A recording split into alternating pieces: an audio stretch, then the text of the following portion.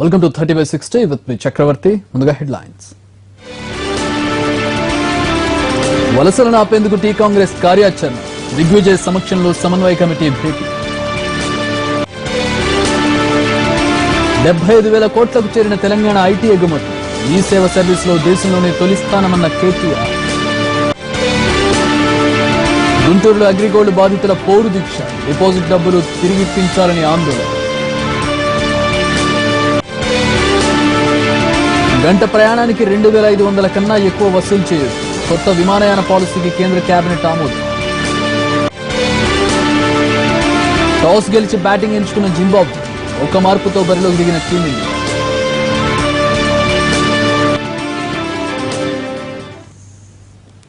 వరుస వలసలతో ఠారెత్తిపోతున్న కాంగ్రెస్ మేధోమదనం మొదలుపెట్టింది. ఢిల్లీ నుంచి వచ్చిన రాష్ట్ర వ్యవహారాల ఇన్ఛార్జ్ దిగ్విజయ్ సింగ్ సమక్షంలో కాంగ్రెస్ సమన్వయ కమిటీ సమావేశం ప్రారంభమైంది. వలసలు భవిష్యత్ కార్యాచరణపై ప్రధానంగా చర్చిస్తున్నారు నేతలు. ప్రభుత్వ హామీల వైఫల్యంతో పాటు రైతు సమస్యలపై ఆందోళనకు రూట్ మ్యాప్ తయారు చేసే అవకాశం ఉంది. ఈ సమావేశానికి దిగ్విజయ్, కొప్పుల రాజు, కుంతియా, ఉత్తమ్, జానా, షబీర్, భట్టి విక్రమార్కలతో పాటు పలువురు నేతలు హాజరయ్యారు.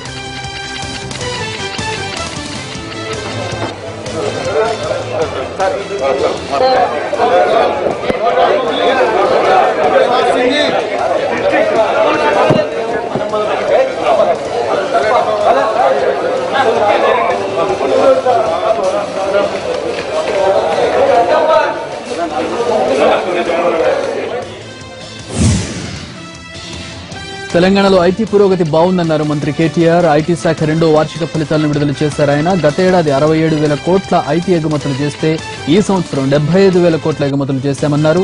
ప్రభుత్వంలో కూడా ఐటీ వినియోగం పెరిగినట్లు చెప్పారు. రాబోయే కాలంలో ఐటీకి మరింత ప్రోత్సాహం అందించి దేశంలోనే హైదరాబాద్ ను అగ్రగామిగా నిలబెట్టే ప్రయత్నం చేస్తామన్నారు మంత్రి KTR.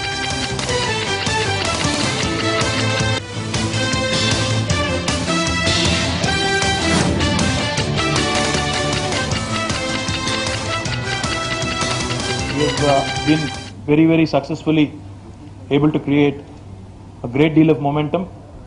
IT sector lo oka manchi purogati manchi traction ni sadhinchagaligam cheppesi sagarvanga santoshanga meeto panchukunta unnanu. రెండవ సంవత్సరం కూడా మంచి ఇంప్రెసివ్ గ్రోత్ రేట్ ని IT రంగంలో సాధించగలిగాం. ఈ సంవత్సరం మీకు గుర్తుండాలి, మేము 2014 జూన్ 2 నాడు ఏ రోజైతే ప్రభుత్వంలోకి వచ్చామో ఆ రోజే ఒక మాట చెప్పాము. ఆనాడు అప్పుడున్న ఐటీ ఎక్స్పోర్ట్ నంబర్స్ చూస్తే 57,000 కోట్లకు ఉండేది సంవత్సరానికి. దాన్ని ఖచ్చితంగా రాబోయే 5 ఏళ్లలో రెట్టింపు చేస్తామని చెప్పి ఆనాడు ప్రకటించడం జరిగింది. దానికి అనుగుణంగానే పోయిన సంవత్సరం last year the IT export numbers were at 67,000 crores for the year 2014-15.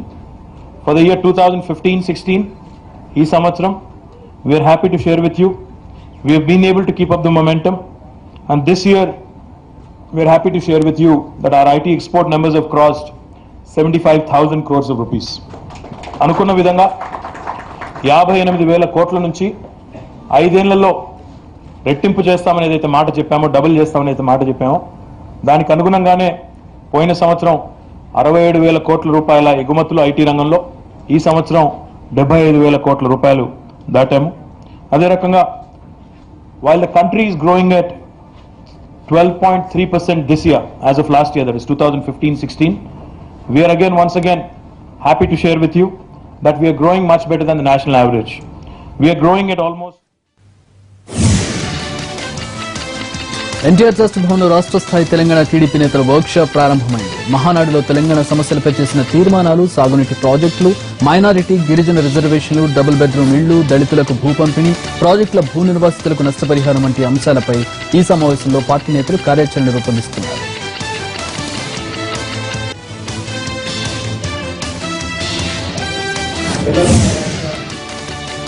YCP అధినేత జగన్ తెలంగాణతో కుమ్మక్కై రాజకీయ పార్టీ నడుపుతున్నారని విమర్శించారు మంత్రి దేవినేని ఉమ. పోలవరం ప్రాజెక్టును గ్రీన్ ట్రిబ్యునల్ ద్వారా అడ్డుకోవడానికి జగన్ కోట్లు ఖర్చు పెడుతున్నారని ఆరోపించారాయన. గాలేరు నగరి ద్వారా కడప జిల్లాకు నీరందిద్దామని ప్రయత్నిస్తుంటే ఆ పనులను కూడా అడ్డుకుంటున్నారని దేవినేని మండిపడ్డారు. పనులాపి అక్కడ పనులు ముందు సాగకుండా ఇవాళ ఎంత చేస్తా ఉంటే నువ్వు మందలించాల్సింది పోయి ఆ భూమిని అప్పచెప్పాల్సింది పోయి కనీసం దాని మీద సమాధానం చెప్పకుండా ముఖం చాటేసి వాళ్ళు వెళ్ళావంటే నీకేమాత్రం చిత్తశుద్ధి ఉందో జగన్మోహన్ రెడ్డి నైజం బయటపడింది. దీనికి సమాధానం చెప్పాలని కూడా. ప్రైవేట్ స్కూల్స్ ఆగడాలు రోజు రోజుకు పెరిగిపోతున్నాయి. ఫీజులు కట్టలేదంటూ 27 మంది విద్యార్థులకు మహేంద్ర హిల్స్ లోని అమృత స్కూల్ యాజమాన్యం టీసీలు ఇచ్చింది.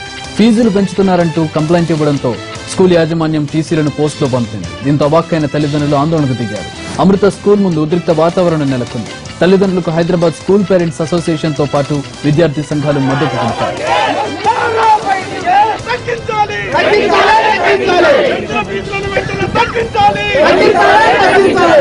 మా పిల్లలకు అమరావతి హై స్కూల్లో చదువుతారు. మా తమ్ముని పిల్లలు 4 పిల్లల ఫీజులు లేకపోతే బయట కూర్చుండబెట్టి పిల్లలు చదవలేదని చెప్పేసి ఒక రూమ్ లేసి గొల్లెం వేసిర్రంట సాయంత్రం దాకా.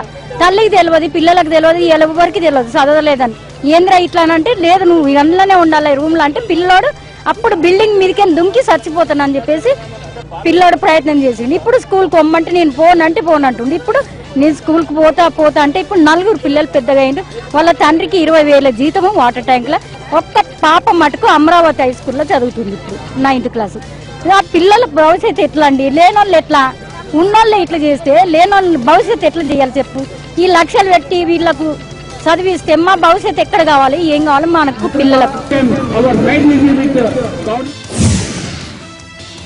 హత్సిగూడ సారథి స్కూల్ ఎదుట ఏబీవీపీ విద్యార్థులు ఆందోళనకు దిగారు. అధిక ఫీజులు వసూలు చేస్తున్నట్టు ధర్నా చేశారు. దాడి ఘటనలో స్కూల్ ఫర్నిచర్, కిటికీ అద్దాలు ధ్వంసం అయ్యాయి. స్కూల్ వెంటనే మూసివేయాలని ఆందోళనకారులు డిమాండ్ చేశారు. దీంతో కొంతసేపు స్కూల్ ముందు ఉద్రిక్త వాతావరణం నెలకొంది. పోలీసులు రంగంలోకి దిగి ఏబీవీపీ కార్యకర్తలను అరెస్ట్ చేశారు.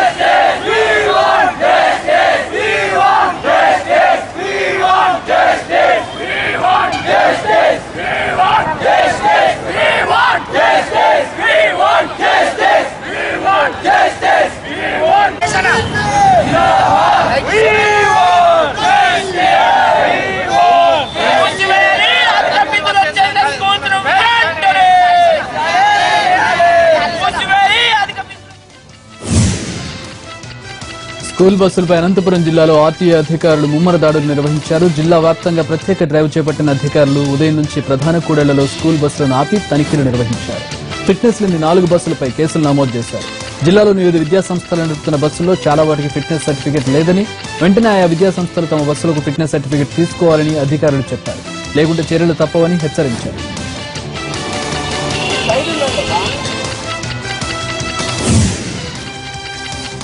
సాదా బైనామాల రిజిస్ట్రేషన్ కు ఆఖరి రోజు కావడంతో మీ సేవ కేంద్రాలు కిటకిటలాడుతున్నాయి. కరీంనగర్ జిల్లాలో అయితే గడువు పొడిగించాలంటూ ప్రజలు రోడ్డెక్కి ధర్నా చేస్తున్నారు.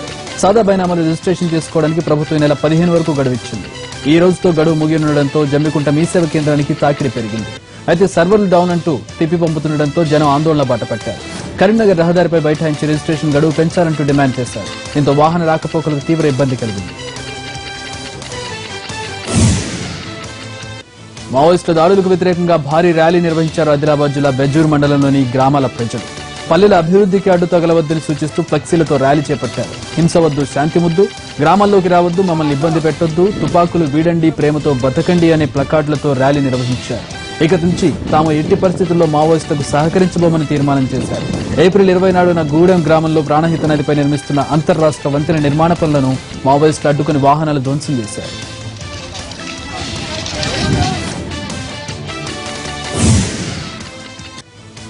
ఆదిలాబాద్ జిల్లాలో దుప్పిని వేటాడిన వారిని పోలీసులు పట్టుకున్నారు. ఒకరు కాదు, ఇద్దరు కాదు, ఏకంగా 68 మందిపై కేసు నమోదు చేశారు పోలీసులు. నాయగావ్ మండలం ఖర్జీ గ్రామంలో ఈ ఘటన జరిగింది. తుప్పిని చంపిన గ్రామస్తులు ఓ రహస్య ప్రదేశంలో వాటాలు వేసుకుంటుండగా పోలీసులు, ఫారెస్ట్ అధికారులు పట్టుకున్నారు.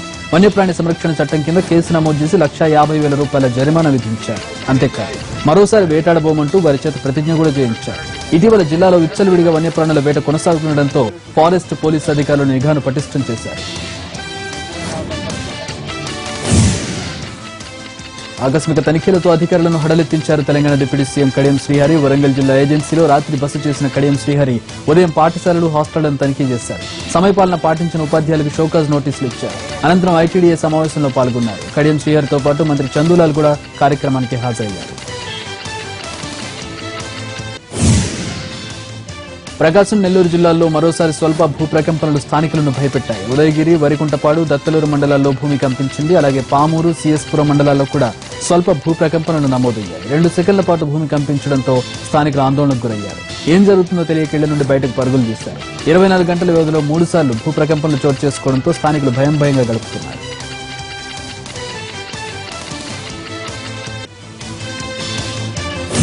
అగ్రిగోల్డ్ లో డిపాజిట్ చేసిన డబ్బులను వెంటనే తిరిగి ఇప్పించాలంటూ బాధితులు గుంటూరు జిల్లా నాగార్జున యూనివర్సిటీ ముందు ఆందోళనకు దిగారు. మరిన్ని వివరాలు మా ప్రతినిధి హరీష్ అందిస్తారు.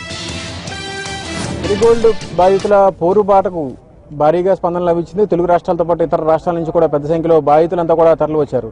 ఏదైతే చంద్రబాబు నాయుడు ప్రమాణ స్వీకారం చేశారో అదే ప్రాంగణంలో ఇప్పుడు బాధితులంతా కూడా నిరసన తెలియజేస్తున్నారు. గతంలో ఇచ్చినటువంటి హామీ ఏదైతే ఉందో హామీని అమలు చేయాలని చెప్పి బాధితులంతా కూడా తీవ్ర ఆందోళన వ్యక్తం చేస్తున్నటువంటి పరిస్థితి. బాధితులకి అటు వైసీపీ, అదేవిధంగా సిపిఐకి సంబంధించినటువంటి పార్టీలు కూడా మద్దతు తెలిపాయి. మనతో మాట్లాడిన కొంతమంది బాధితులు కూడా ఉన్నారు. చెప్పండి, ఎక్కడి నుంచి వచ్చారు, మీకు ఎంతవరకు రావాల్సింది? కడప జిల్లా నుంచి నేను జిల్లా సెక్రటరీ నాగేశ్వరరావు మాట్లాడుతున్నాను. అయ్యా, ఇప్పటి వరకు 18 నెలలు అయింది. ప్రభుత్వంకు చిత్తశుద్ధి ఎందుకు లేదు? వడ్ల గింజలు, బియ్యపు గింజల సమస్యను మన రాష్ట్రాన్ని అభివృద్ధి చేయాలి అనుకున్నప్పుడు ఏదో రకంగా దీన్ని ఒక పెద్ద నేషనలైజ్ కంపెనీస్ని ఇన్వైట్ చేసి ఈ యొక్క కంపెనీలను వాళ్ళకు అప్పగించి బాధితులకు క్లియర్ చేయొచ్చు. వాళ్ళు చేసిన తప్పులు ఏంటి? ట్యాక్స్ పే చేయలే. ట్యాక్స్ పే చేయనందుకు ఆస్తులు తీసుకో, అలాగే చెక్కులు పే చేయలే, బ్యాంకులలో ఎంతెన్నో చూసుకొని దాని మీద చేసుకో. ఇంతమంది బాధితులు వాళ్ళ యొక్క జీవితాలతో ప్రభుత్వము, ప్రైవేట్ సంస్థ అన్ని రకాలుగా ఆడుకుంటుంది. కానీ నేను ఏం చెప్తున్నాను, అగ్రిగోల్డ్ కంపెనీ మీద ఆర్థిక విశ్లేషణ ఇంతవరకు జరగలేదు. ఎందుకు జరగలేదు? ఏపీసీఐడి వాళ్లకు 18 నెలలు సమయం మీకు ఉన్నప్పటికీ సాఫ్ట్వేర్ లో ఆన్లైన్ కస్టమర్ల లిస్టు పెట్టమని ఎంత ప్రాధాన్యపడినా కూడా చీమ చిటుక్కున్నంత బాధ కూడా కలగకుండా మమ్మల్ని, మా యొక్క సహనశక్తిని ఎందుకు పరీక్షిస్తున్నారు? మీరు కస్టమర్స్ డిపాజిట్, మీరు డిజైన్ చేసినటువంటి సాఫ్ట్వేర్లో customer deposit, customer refund, balance అని మీరు చెప్పండి, ఎక్కడి నుంచి వచ్చారు, ఏంటి మీ ప్రధానమైన డిమాండ్ ఏంటి? మేము కడప జిల్లా పొద్దుటూరు నుంచి వచ్చామండి. మేము కూడా, నేను 15 సంవత్సరాలు దాంట్లో పనిచేసిన వ్యక్తిని. నేను కూడా దాదాపు 500 మంది ఏజెంట్లు నమ్ముకొని దీంట్లో నిండా మునిగిపోయినాం. దయచేసి సీఎం గారికి చెప్పేది ఏంటంటే, సార్ ఇప్పుడైనా కళ్ళు తెరిచి ఇన్ని వేల మంది మీ రకరకాల ప్రాంతాల నుంచి వచ్చినాం, దయచేసి అర్థం చేసుకోండి. ఈ ఉధృతం కాకముందే, తీవ్రత కాకముందే మీరు కళ్ళు తెరిచి మా సమస్యను ఒక కొలికి తెచ్చేట్టుగా ప్రయత్నం చేయండి. మీరు చెప్పండి, ఎక్కడి నుంచి వచ్చారు, ఏంటి మీ డిమాండ్ ఏంటి? ఏం నుంచి వచ్చాను సార్? నేను బేల్దారి పని చేసుకుంటాను. నాకు మ్యారేజ్ అయింది, 3 ఆడపిల్లలు నాకు. నేను స్థలం తీసుకుందాం అని చెప్పి స్థలం కొనుక్కున్నాము. ఒంగోలు మా ఏజెంట్ మాటలేని డబ్బులు 1,20,000 కట్టాను. తక్కువ మిగతా డబ్బులు కట్టాను, మీకు రిజిస్ట్రేషన్ చేస్తామని చెప్పి లెటర్ పంపించారు. మిగతా డబ్బులు కూడా కట్టాను. నేను డబ్బులు కట్టి ఇప్పుడు సంవత్సరం 8 నెలలు అవుతుంది. నాకు ఇంతవరకు రిజిస్ట్రేషన్ చేయలేదు. డబ్బులు కూడా పూర్తి కట్టాను. అలాట్మెంట్ లెటర్ అని చెప్పి ఒక లెటర్ ఇచ్చారు సార్. హైదరాబాద్ 4-5 సార్లు వెళ్ళి వచ్చాను సార్, హెడ్ ఆఫీస్ కాడ సీతారాం సార్ని కలుతానికి. సీతారాం సార్ నాకు ఇంతవరకు అసలు ఎప్పుడు కలవలేదు సార్. డబ్బులు మడికి పూర్తి కట్టేసాను నేను. చెప్పండి, మీరు ఎక్కడి నుంచి వచ్చారు, మీకు ఎంత వస్తుంది, ఏంటి పరిస్థితి? మాది Kadapa district sir. Kadapa district మాది పులిందల దగ్గర సింహాద్రి మండలం. అగ్రిగోల్డ్ దగ్గర డబ్బులు చాలా వసూలు చేసి వాళ్ళు కట్టినందు వలన చాలా ఇబ్బంది పడుతున్నారు. దయచేసి మన చంద్రబాబు నాయుడు కానీ వాళ్ళ అనుచరులు కానీ వెంటనే డబ్బులు ఇవ్వాల్సిందిగా మేము మళ్ళీ కోరుకోరు. చెప్పండి, ఎంత రావాల్సి ఉంది? ఇప్పుడు మీరు ఏం డిమాండ్ చేస్తున్నారు ప్రభుత్వం? ఖమ్మం నుంచి వచ్చాను సార్. మా పేరు లక్ష్మారెడ్డి. అయితే ఖమ్మం నుంచి ఒక 600 కోట్లు రావాలి సార్. ఖమ్మంలో మా అండర్ నుంచి ఒక 3 కోట్ల రూపాయలు రావాలి సార్. ఇంతవరకు వాళ్ళు ఏమి స్పందించట్లేదు. సీతారాం గారు అరెస్ట్ చేయాలి సార్. భానుజీరావుని, శ్రీనివాస్ గారిని, వీళ్ళని కూడా అరెస్ట్ చేసి లోపల పెట్టి త్వరగా సెటిల్ చేయాలి సార్. ఈ సిఐడి వాళ్ళు ఇప్పుడు తెలంగాణ కానీ ఆంధ్ర సిఐడి వాళ్ళు కానీ వాళ్ళకి తొత్తులుగా వ్యవహరిస్తున్నారండి. ఇవన్నీ తొందరగా సెటిల్ చేసి కొద్దిగా మాకు న్యాయం చేయాలని మేము కోరుతున్నాం. అది మార్కాపురం సార్. నా కింద 6 ఏజెంట్ ఉన్నారు. మొత్తం దగ్గర 35 లక్షల రూపాయలు క్యాష్ రావాలి సార్. మాకు మొత్తం వాయిదాలు కూడా అయిపోయినాయి. కోర్టు కూడా సబ్మిట్ చేసాము. దీనివల్ల ఏ రెస్పాన్సిబిలిటీ లేదు. కానీ మా బాధలు మాత్రం మాకు వినిపిస్తూనే ఉన్నాయి. కానీ ఏజెంట్లు చనిపోతున్నారు. దీన్ని తగిన చర్య తీసుకోవాలని మేము కోరుకున్నాం. ఇప్పటికే చాలా ఆందోళన చేశారు, ఇప్పుడు మరో ఆందోళన చేస్తున్నారు. ఏమన్నా స్పందన వచ్చేటువంటి పరిస్థితి ఉందా? మీకు న్యాయం జరుగుతుందా? స్పందన వచ్చిద్దని మేము వచ్చాం సార్. ఇంతవరకు ఇక్కడైతే ఏం తెలియట్లేదు. ఈ స్పందన తెలియపరిచి మాకు చేకూర్చాలని మేము కోరుకుంటున్నాం సార్. ఇది ఎంత తొందర చేస్తే మేము అంతమంది కస్టమర్లకు చాలా ఇబ్బందులు పడుతున్నారు సార్. ఇదంతా చంద్రబాబు నాయుడు డిమాండ్ ఏంటి సార్? నా పేరు బాలాజీ అండి. మేము తెనాలి బ్రాంచ్ నుంచి వచ్చాం. దాదాపు 1.5 కాలం గడిచింది సార్ అగ్రికల్చర్ సంస్థ మూతబడి. ఇన్ని సంవత్సరాల కాలం గడిచినా కూడా కనీసం ఇంతమంది దాదాపు 3 లక్షల మంది ఏజెంట్లు ఉన్నారు. దాదాపు 30 లక్షల మంది కస్టమర్లు ఉన్నారు. ఇన్ని కోట్ల రూపాయలు అన్ని ఫ్లాట్ల మీదని వాటి మీదని వీటి మీదని ఐలాండ్ మీద ఇన్వెస్ట్ చేయించి మా చేత మమ్మల్ని ఎంతో మోసం చేసి ఇటు ఇంటి గుట్టికి బంతి గుట్టికి 2 గిటికి చెడిపోయినట్టుగా అటు కస్టమర్కి మేము న్యాయం చేయలేకపోతున్నాం. ప్రభుత్వం ఏ రకాన మమ్మల్ని స్పందించట్లేదు. కనుక త్వరితగతిన ఈ సమస్యను క్లియర్ చేయాలని కోరుకుంటున్నాం. పరిస్థితి ప్రభుత్వం కనుక వెంటనే జోక్యం చేసుకుంటే కనుక, ప్రభుత్వం చిత్తశుద్ధితో వ్యవహరిస్తే కనుక బాధితులందరికీ న్యాయం చేయడం సమస్య కాదు. ఆ అగ్రిగోల్డ్కి సంబంధించినటువంటి ఆస్తులు ఏవైతే ఉన్నాయో వాటిని పూర్తి స్థాయిలో విక్రయాలు చేయడంతో పాటుగా ప్రభుత్వానికి చెల్లించాల్సిన పన్ను చెల్లించడంతో పాటుగా బాధితులకి ఏదైతే చెల్లించాల్సినటువంటి సొమ్ము ఉందో అది కూడా చెల్లించేందుకు పూర్తి స్థాయిలో ఆస్కారం ఉంది. అయితే ప్రభుత్వం చిత్తశుద్ధితో వ్యవహరిస్తే తమ కష్టాలు గట్టెక్కుతాయని చెప్పి కూడా బాధితులంతా కూడా తీవ్ర ఆవేదన వ్యక్తం చేస్తున్నారు. కెమెరా పర్సన్ రాంబాబుతో హరీష్ ఎన్టీవీ, గుంటూరు జిల్లా. నైరుతి రుతుపవనాలు ప్రవేశించినా సాగర్ తీరంలో పెద్దగా ఫలితం లేకుండా ఉంది. మే వెళ్లి 2 వారాలైనా ఇంకా ఎండలు మండిపోతున్నాయి. విశాఖలో భానుడు భగభగలు కొనసాగుతున్నాయి. దీంతో నగర ప్రజలు రోడ్ల మీదకు రావాలంటేనే భయపడుతున్నారు. విశాఖలో ఎండల తీవ్రతపై మరిన్ని వివరాలు మా ప్రతినిధి అశోక్ అందిస్తారు. మందగించడంతో ఇటు మొత్తం కోస్తాంధ్ర మొత్తం కూడా ఎండలు మండిపోతున్నాయి. దాదాపుగా ఎండాకాలంలో ఎంతైతే ఉష్ణోగ్రతలు ఉంటాయో అంతే నమోదవుతున్న పరిస్థితుంది. మనం ఇప్పుడు జూను 15వ తారీఖు వచ్చినప్పటికీ కూడా ఎండలు తీవ్ర స్థాయిలో ఉన్నాయి. దానికి తోడు విపరీతమైన ఉక్కపోత కూడా ఉంది. అయితే మనం ప్రస్తుతం విశాఖలో ఉన్న చలివేంద్రం దగ్గర ఉన్నాం. ఇక్కడ కొంతమంది పెద్దవాళ్ళు ఉన్నారు, వారిని అడిగి తెలుస్తున్నాం. సరే, అసలు చెప్పండి, ఇప్పుడు ఇంతటి ఎండలు ఎప్పుడైనా చూసారా? అసలు ఈసారి పరిస్థితి ఎలా ఉంది? ప్రతి సంవత్సరం కూడా ఈసారి ఎండలు చాలా ఉధృతంగా ఉన్నాయండి. చాలా విపరీతమైన ఎండలు ఉన్నాయి, అందులో సందేహం ఏమీ లేదు. సరే, అంటే ఇప్పుడు చూడండి, మీరు ఇక్కడే పుట్టి పెరుగుంటారు. ఇంతటి ఎండలు అంటే జూన్ 2వ వారం వచ్చినప్పటికీ కూడా ఇంత తీవ్ర స్థాయిలో ఎండ ఉష్ణోగ్రతలు అసలు ఎప్పుడైనా చూసారా మీరు? లేదు, ఈసారికి మాత్రం ఎండలు చాలా విపరీతంగా ఉన్నాయి. ఈవెన్ జూన్ వచ్చినప్పటికీ కొంచెం చల్లారుతుంది అనుకున్నాం, చల్లారలేదు. మాన్సూన్ కూడా వేగం వస్తుంది అన్నారు, కానీ ఈసారి ఎందుకో మళ్ళీ అది పోస్ట్ పోన్ చేసినట్టుంది. కాబట్టి ఎండలు మాత్రం చాలా ఉధృతంగానే ఉన్నాయి. అయితే ఈ ఋతుపవనాలు మందగించడంతో పాటు ప్రధానంగా ఎండలు కూడా చాలా తీవ్రంగా మండిపోతున్న పరిస్థితి. అంటే మే నెలలో అయిపోతాయి, అంటే జూను మొదటి వారం నుంచి వర్షాలు పడతాయి అనుకున్నప్పుడు కూడా అలాంటి పరిస్థితి లేదండి. అయితే ఇక్కడ మరికొంతమంది ఉన్నారు, వారిని అడిగి తీసుకున్నాం. అంటే ఎండలు పక్కన భయంకరంగా ఉన్నాయి, ఇళ్లలో కూడా ఎలాంటి పరిస్థితి, అసలు ఉండగలిగిన పరిస్థితి అంటారా? సరే అండి, ఇళ్లలో కూడా ఉండలేకపోతున్నాం, అంత ఎండలు ఎక్కువగా ఉన్నాయి. మేము ప్రతి ఏడాది చేసేటప్పుడు జూన్ 1, 1, 2 తారీఖుల వరకే చేసేవాళ్ళమే.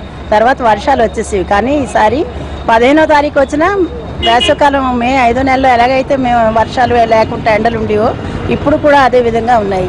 ఎండలు వెళ్ళిపోయిన తర్వాత ఒక 2 రోజులు వానలు పడ్డాయి అని సంతోషిస్తున్న ప్రజలకు ఇప్పుడు మరి ఈ ప్రస్తుతం ఇప్పుడు ఋతుపవనాలు కూడా మందగించడంతో పాటు ఎండలు మండిపోతున్నాయి. అయితే దీంతో నగరవాసులందరూ కూడా తీవ్ర ఇబ్బందులు పరుస్తున్న పరిస్థితి ఇక్కడ కనబడుతుందని చెప్పుకోవచ్చు.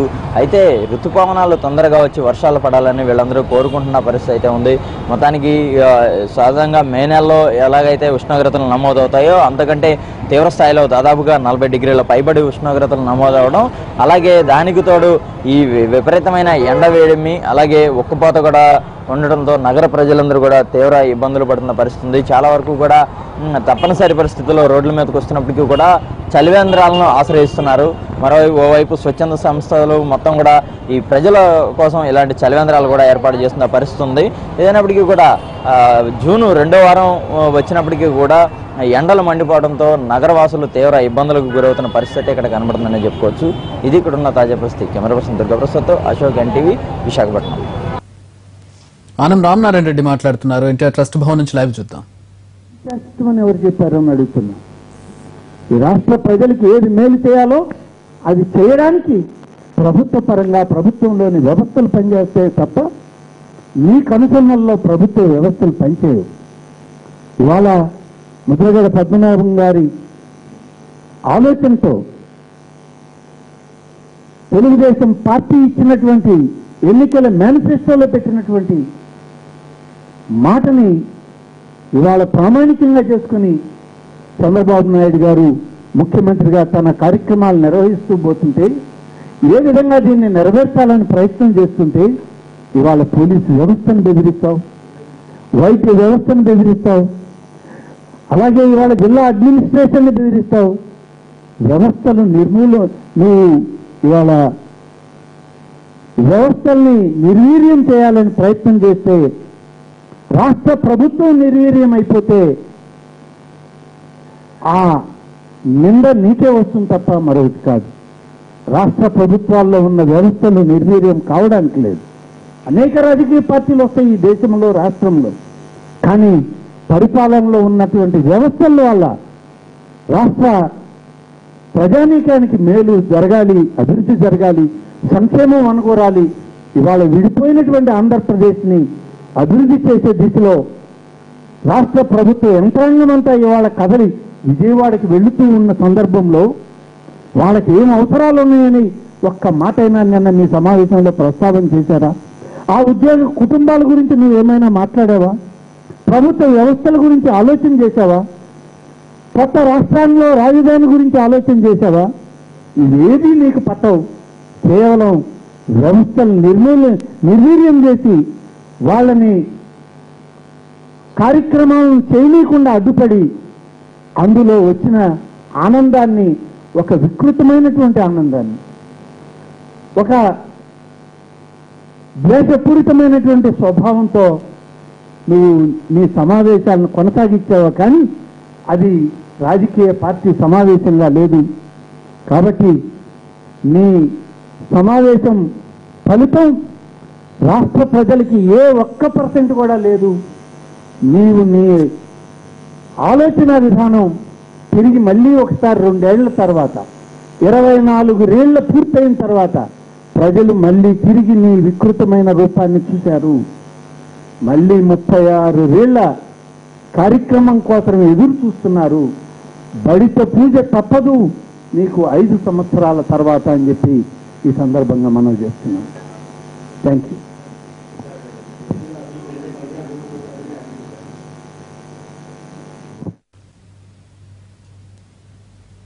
నైరుతి రుతుపవనాల రాకకు ముందే గోవాలో చిరుజల్లులు కురుస్తున్నాయి. ఎక్కడెక్కడి నుంచి వచ్చిన పర్యాటకులు తొలి పలకరింపుతో ఆనందం వ్యక్తం చేస్తున్నారు. కొందరు టూరిస్టులు వర్షంలో తడవడానికే సంబరపడితే మరికొందరు గొడుగులతో కనిపించారు. మొత్తానికి ముందస్తు వర్షాలతో గోవా ప్రజలు సంతోషం వ్యక్తం చేస్తున్నారు.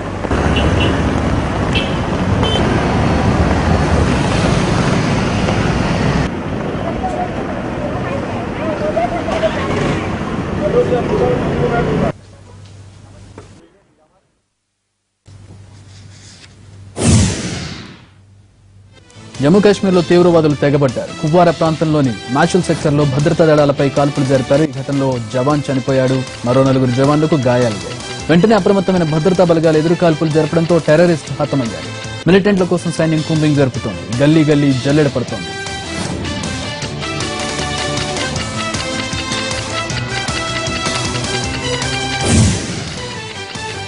జమ్మూ కాశ్మీర్ అసెంబ్లీలో ప్రతిపక్ష సభ్యులు ఆందోళనకు దిగారు. జమ్మూలో ప్రార్థనా మందిరాన్ని అపవిత్రం చేశారంటూ నిన్న రాత్రి నుంచి హింసాత్మక ఘటనలు జరుగుతున్నాయి.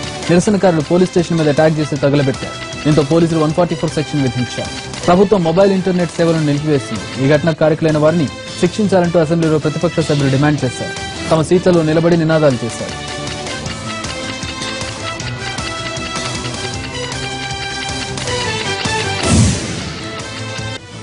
ఇది 30 to 60 updates. Next hello doctor ప్రసారం అవుతుంది. Stay tune to NTV.